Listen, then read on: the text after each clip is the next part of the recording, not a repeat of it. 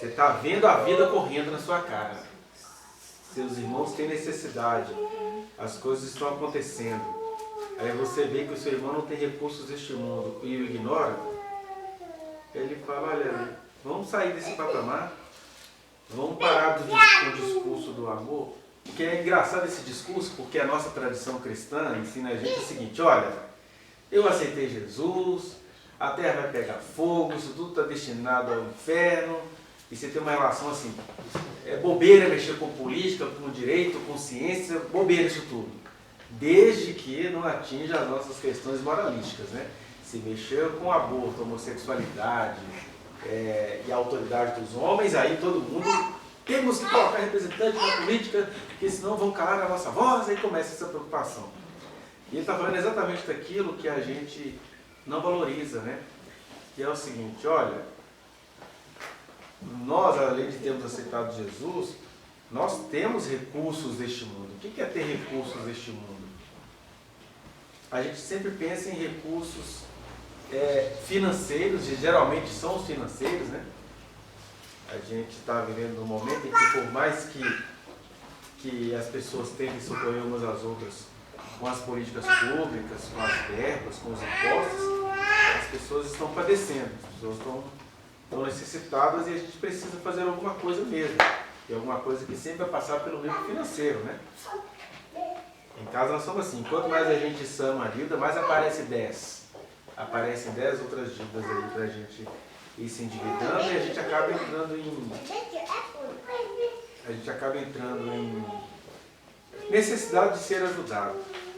Mas, apesar de tudo, a gente já esteve em condições piores, onde a gente falava assim, meu Deus, tem misericórdia da gente, e Deus tinha misericórdia, fazia verdadeiros milagres, mandava pessoas, e às vezes, até para essa turma que o João está falando, né?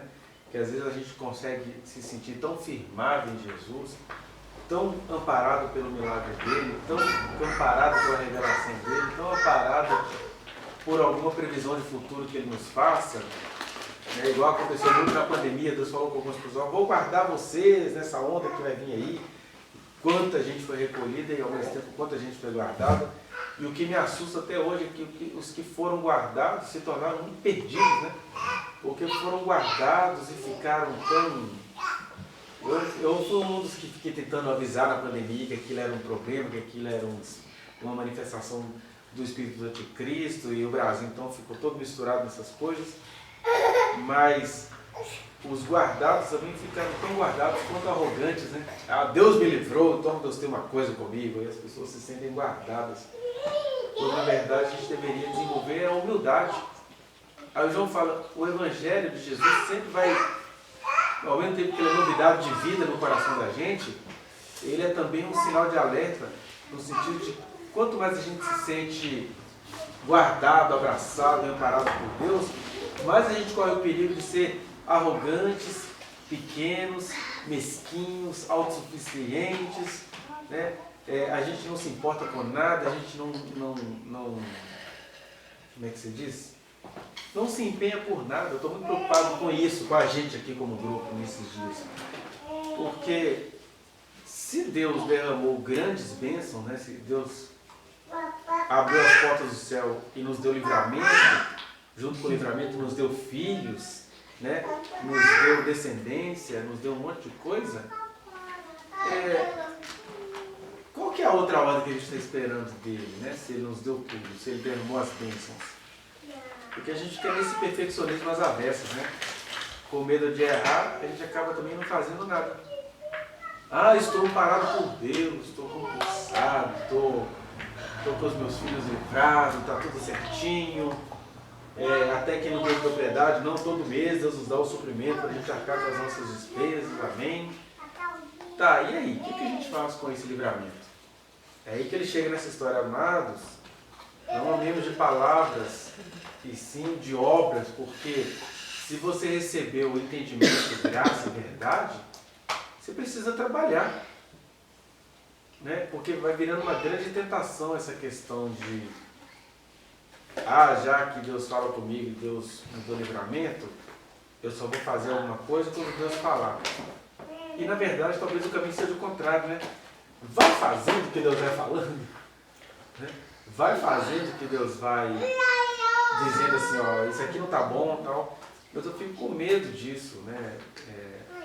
Às vezes, talvez enquanto a gente não consiga existir como grupo, as individualidades começam a existir de maneira pecaminosa, né? Por exemplo, se eu quisesse ficar só aqui com o tanto de mensagem que eu tenho nesse aparelho, de gente precisando de ajuda, de gente pedindo ajuda, né? Que vão de ajudas financeiras até ajudas salomônicas, né? Onde você não tem como saber a verdade e a mentira, mas você tinha que ter aquela sabedoria de me dá esse neném que eu vou cortar ele agora. E ainda que isso vire um terror em quem estava na cena, mas é o que você precisa fazer na hora. Mas você fica assim, meu Deus, isso é um trabalho muito individual ainda. Eu fiquei pensando, puxa, a gente mora ou congrega ou se reúne num lugar tão estratégico da cidade, né? Tem uma Lagoa da Pampulha, podia, sei lá, sair por aí puxando alguma filosofia na mente das pessoas. Ah, é isso que Deus quer? Eu não sei o que Deus quer de verdade, eu só sei que Deus me abençoou. Eu sei que Deus me abençoou.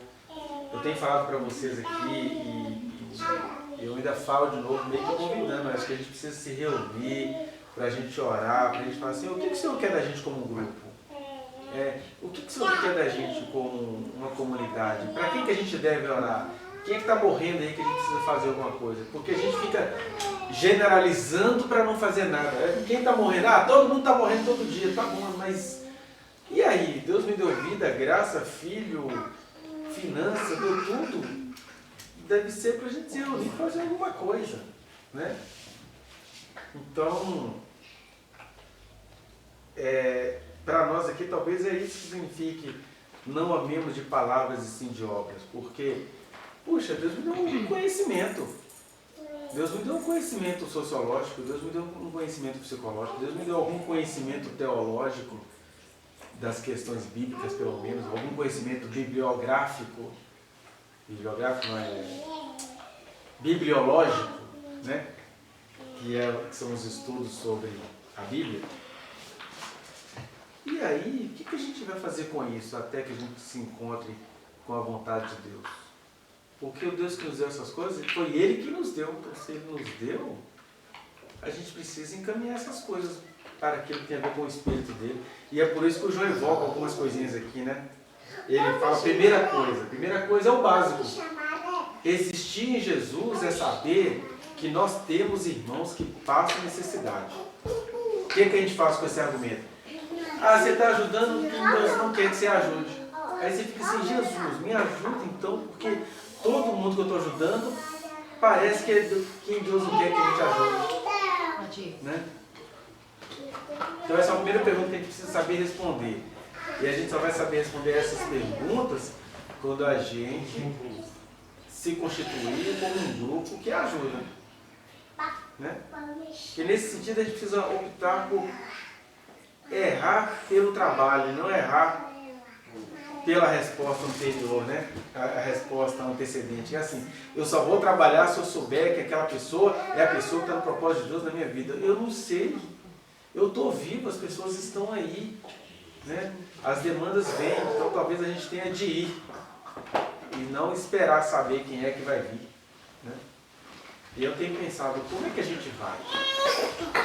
Aonde que a gente vai? Por onde a gente começa? Porque a gente tem um material. A gente tem algum entendimento, a gente tem algum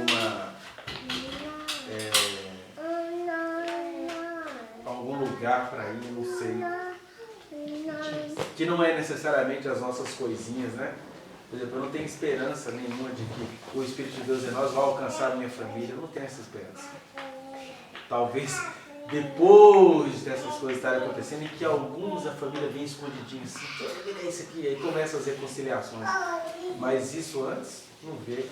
Não acho que a sua família vai ser alcançada com a nossa intervenção, que a família da Natália e da Gisele vão ser alcançadas com a nossa intervenção. A menos que isso seja a última linha do que está escrito. Né? O que eu sei é que a palavra de Deus nos diz: amados, não amemos de palavras, e sim com as obras. Então a gente acaba eu vejo situações assim. Por exemplo, nesse momento, eu tenho um monte de pessoas que me cercam precisando resolver situações na justiça. Aliás, o Brasil é uma grande demanda de justiça, né? Porque o Brasil é o erro judiciário em pessoa. Mas tem gente ali que talvez a gente vai alcançar pelo Evangelho ajudando essas pessoas nas causas jurídicas delas, nas questões sociais delas. Né? Talvez seja essa coisa despropositada. E a gente vai ajudando e fala assim, vamos orar ali com a gente, vamos fazer isso. Se até esperar que a pessoa se converta, ela não vai se converter. Não são as nossas obras que convertem, mas nós irmos realizando as obras, nos converte. Porque na medida que você vai caminhando, Deus vai chegar para você e falar assim, olha, o seu trabalho está legal, mas não é para essas pessoas. Mas até talvez para a gente ouvir isso de Deus, a gente precisa andar. Né? Então esse é o primeiro aspecto.